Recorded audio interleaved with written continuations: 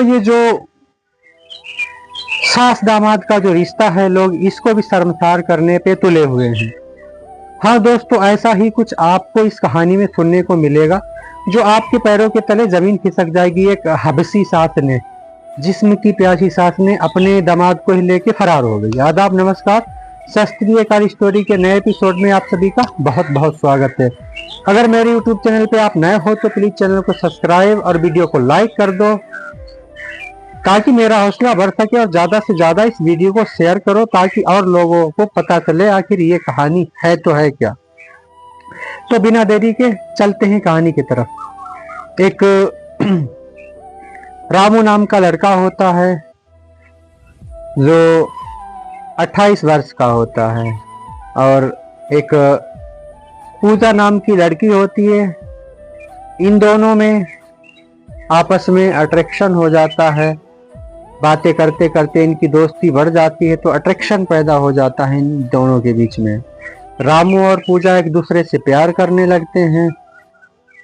तभी इन लोगों के बीच में बातें शेयर होने लगती हैं, और मोबाइल फोन परचेस करके रामू पूजा को दे देता है।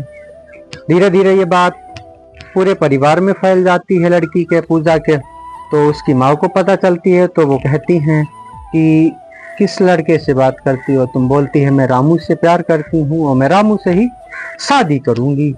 तो फिर ये जो बात पता लगने के बाद ये जो मैटर होता है, लड़के के घर तक एक रिश्ता भेजा जाता है लड़की की तरफ से।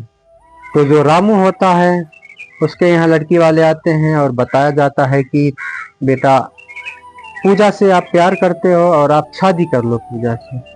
तो ऐसा ही होता है, जो लड़का रामू होता है हाँ कर देता है और ये शादी फिक्स हो जाती है।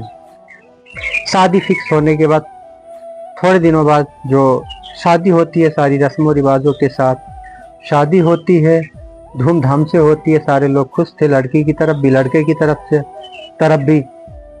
तो ये जो खुशी थी बहुत ज़्यादा थी। जो लड़की होती है पूजा विदा होकर रामू के घर आती है।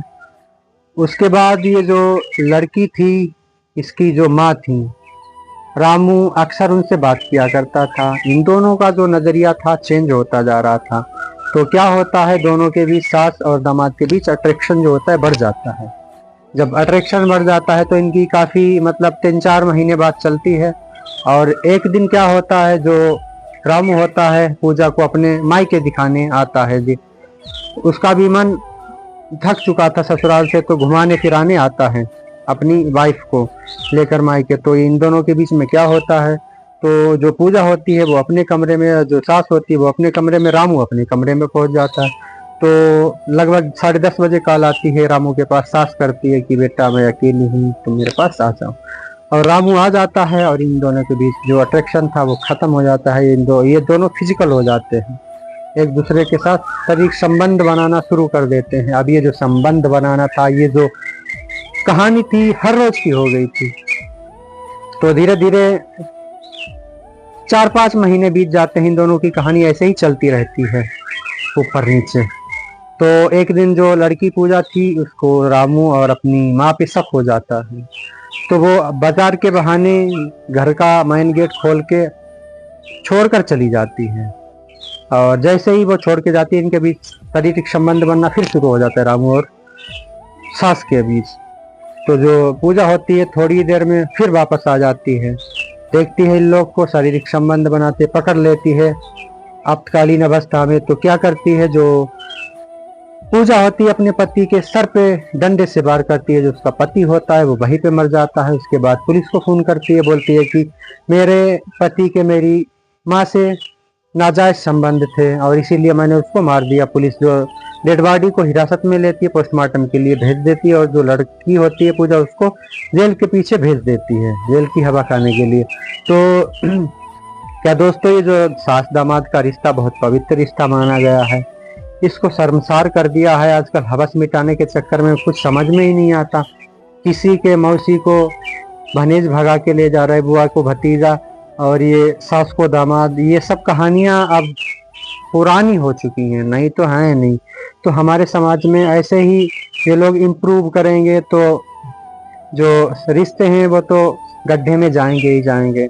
रिश्तों का भी एक दर्जा होता है जो अपनी अपनी जगह पे होता है। सबको एक दर्जा दिया जाता है रिश्ते का, और उसको मान्यता भी दी जाती है। इन लोगों ने मान्यता खत्म करके ही हवस को मिटा लिया अपनी। तो दोस्तों, इस कहानी से आपको क्या सीख मिलती है कमेंट करके जरूर बताइएगा। स्टोरी अच्छी लगी हो तो चैनल को सब्सक्राइब और वीडियो को लाइक करिएगा। स्टोरी को ज़्यादा से ज़्यादा शेयर करिए ताकि लोगों तक ये कहानी पहुँच सके और मेरा हौसला बढ़ सके। आप लोग हमारी सपोर्ट नहीं करते हो, मेरे वीडियो को देखते नहीं हो, चैनल को सब्सक्राइब नहीं करते हो। ऐसी क्या गलती हो गई? आप लोग हमें भी आगे बढ़ाइए, हम भी मेहनत कर रहे हैं। अगर कोई गलती है उसको कमेंट में बताओ, हम उस गलती में भी सुधार करेंगे। और आज की इस स्टोरी को यहीं पे खत्म करते हैं, मिलते हैं एक नई स्टोरी में। जब तक के लिए जय हिंद, वंदे मातरम।